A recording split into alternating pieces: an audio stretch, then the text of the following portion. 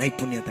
ప్రియమైన యవన సహోదరి, నువ్వు దేవుని కొరకు వాడబడాలంటే నైపుణ్యత కావాలి. నువ్వు ఉద్యోగం చేస్తావా, వ్యాపారం చేస్తావా, చదువుతావా, మ్యూజిక్ వాయిస్తావా, ఏది చేసినా దేవుని కొరకు నువ్వు వాడబడాలా, నైపుణ్యత కావాలి.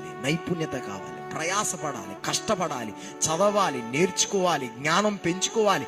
నువ్వు చేసే పని దోసిలేయడం ఉండొచ్చు, నీకు నైపుణ్యత ఉంటే దేవుడు నిన్ను రాజుల ముందు నిలబెడతాడు. నీకు చేసే పని ఏదైనా నైపుణ్యత, జ్ఞానం కొదువుగా ఉంటే దేవుని అడుగు, జ్ఞానం నీకు ఇస్తాడు.